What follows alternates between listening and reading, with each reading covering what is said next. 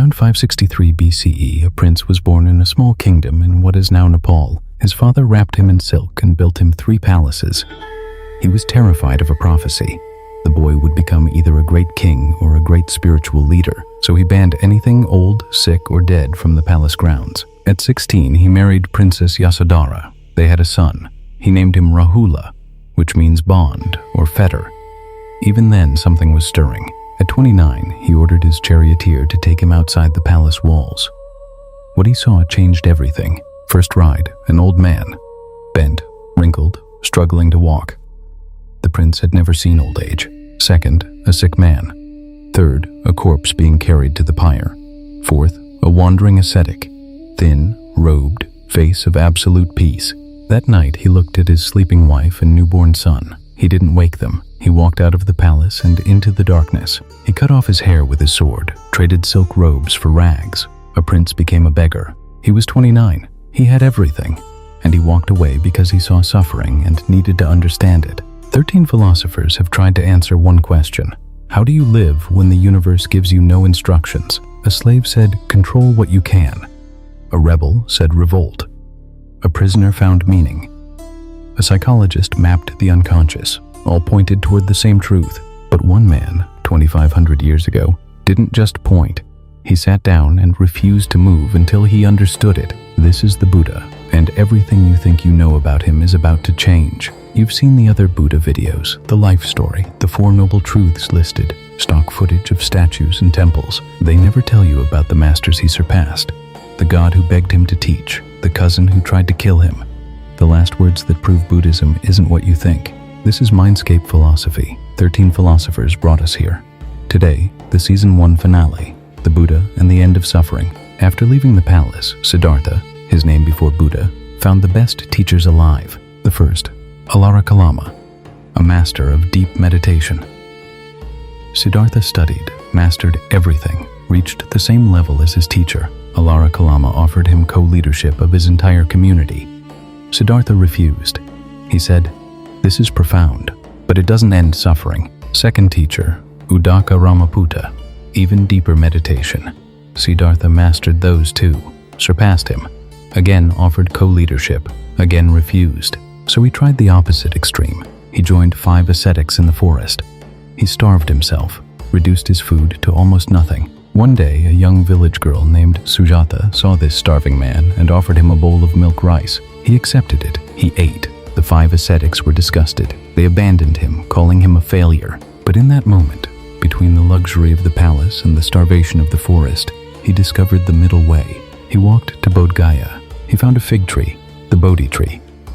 He sat down at its base and made a vow. "Let my skin and sinews and bones dry up. I will not move from this seat until I have attained enlightenment." Then Mara came, the demon of desire. He attacked in 3 ways. First, his armies, demons with weapons, screaming. The arrows turned to flowers before they reached him. Second, his 3 daughters, craving, boredom, and lust. They danced. He didn't move. Third, Mara challenged him. "Who are you to sit on the throne of enlightenment? Who is your witness?" The Buddha reached down with his right hand. He touched the earth, and the earth goddess rose up and roared, "I am his witness." Mara was defeated. The Buddha sat through the night.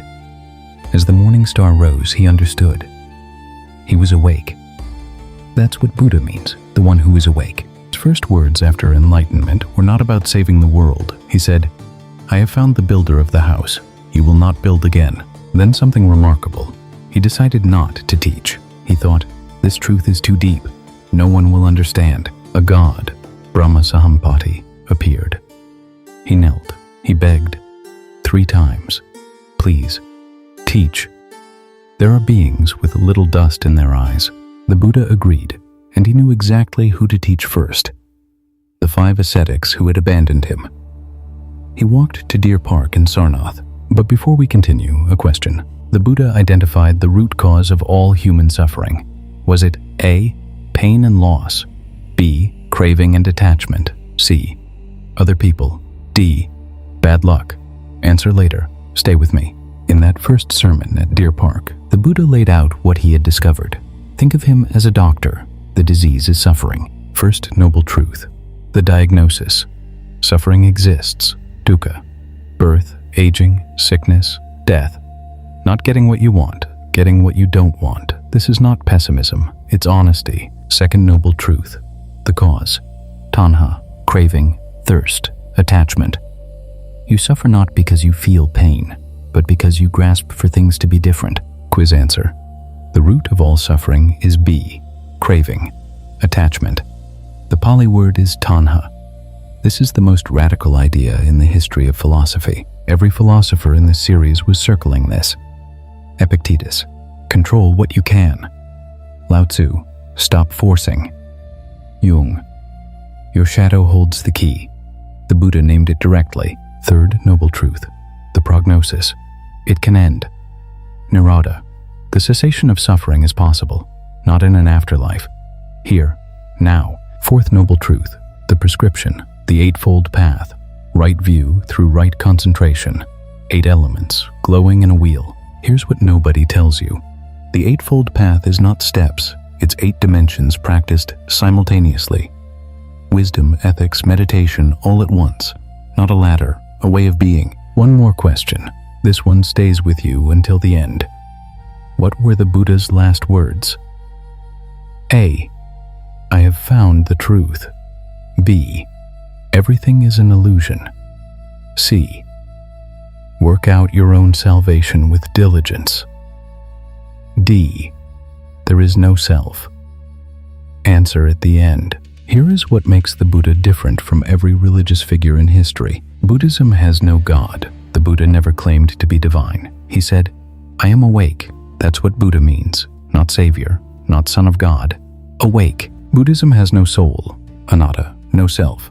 You are not a permanent self. You are a process. A river, not a stone. Buddhism has no creation story. A student asked where the universe came from. The Buddha refused to answer. He said, if you're shot with a poisoned arrow, you don't ask who shot it, you remove it. His cousin Devadatta tried to kill him 3 times. A boulder grazed his foot. A wild elephant bowed at his feet. Assassins became his disciples. He ordained his own son. Rahula was 7 years old.